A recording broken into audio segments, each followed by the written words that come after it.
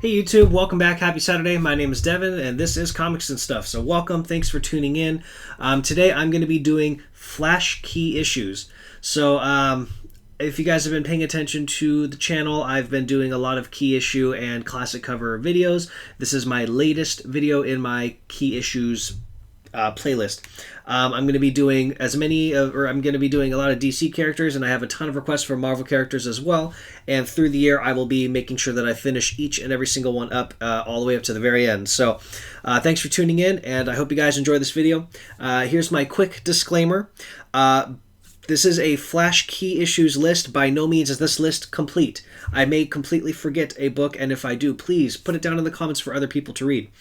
My second disclaimer is I'm going to be giving out prices for these books. These prices are based on an average of the most recent sales in a mid to low grade book, so that I can give people an idea of how expensive or how cheap a book can get. Now, I have done my research to the absolute best of my abilities.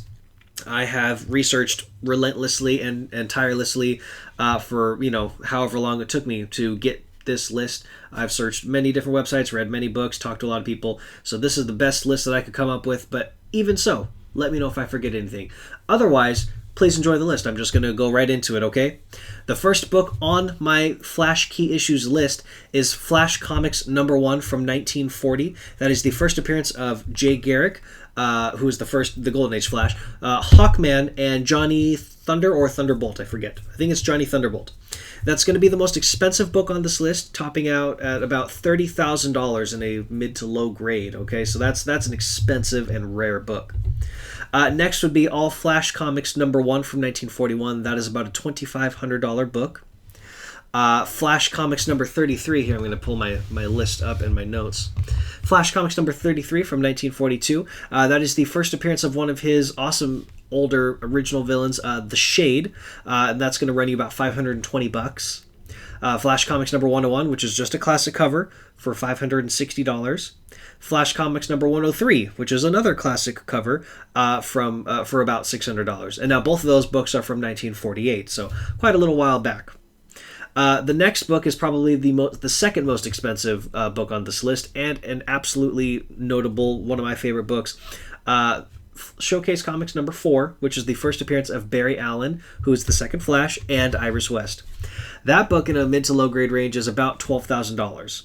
Now, for those of you who don't know, the Flash has spawned, this Barry Allen character has spawned the TV show The Flash, which is on the CW, within the Arrowverse of DC TV shows, and it is one of the most popular grossing TV shows of all superhero TV history. And it's also one of my favorite TV shows. Also, Barry Allen happens to be one of my absolute favorite superheroes of all time, forever and into infinity. So, there's that.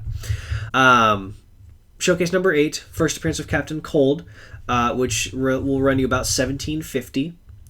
Showcase #13 from 1958, which is a popular cover for about $700, and Showcase #14, which is another popular cover for about $725. Flash Comics #105. So this one is really interesting. The original Flash Comics series, which starred Jay Garrick, ended at like 104, and then it picks back up at that most recent number, so 105. Even though it's technically the first Barry Allen Flash comic, it's still Flash Comics #105 because the previous series left off there. And that one is the first appearance of Mirror Master, and that will run you about $1,000. Next would be Flash Comics #106, which is the first appearance of one of my favorite supervillains of all time, Gorilla Grodd, as well as the Pied Piper, and that will run you right around $500. Next is Flash Comics Flash #110. That is the first appearance of Kid Flash, Wally West, and the Weather Wizard, and that will run you about $380. Then you have The Brave and the Bold #28, which is the first appearance of the Justice League of America, which the Flash is one of the founding members, not part of the Holy Trinity, but one of the founding members. That's going to run you about $2,800. Flash #112 from 1960. That is the first appearance of the Elongated Man, who is also a popular character on the Flash TV show, and that's going to run you about $175. And then you have Flash #113 from 1960, which is the first appearance of the Trickster, and that's going to run you about $115. And this is that's one of my favorite Flash covers ever. It's kind of almost like a gray tone, but it's not. I think it's really cool with him running on the air like that as well. So, Flash Comics number 117, the first appearance of Captain Boomerang, and that's going to run you about $200. And then here's another great one, the Flash number 123. So that is a classic cover. It is the first appearance of Jay Garrick, the original Golden Age Flash, in the Silver Age, or at that time, Modern Age, whatever, modern day. It's a classic cover. There's a few homages to it all over the comic book industry, but it's one of the best, in my opinion. So there's that. And that's going to run you, in a low grade, in pretty rough condition, about $415. But that book can skyrocket a lot. So it's a popular book. Now we're getting to some cheaper books. We have Flash Comics number 125, which is the first use of the Cosmic Treadmill, and that's going to run you about $60. Not a crazy important book, but still, it's there.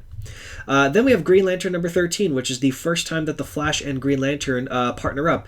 And pre the New 52, I believe that they were really good friends, so there's that.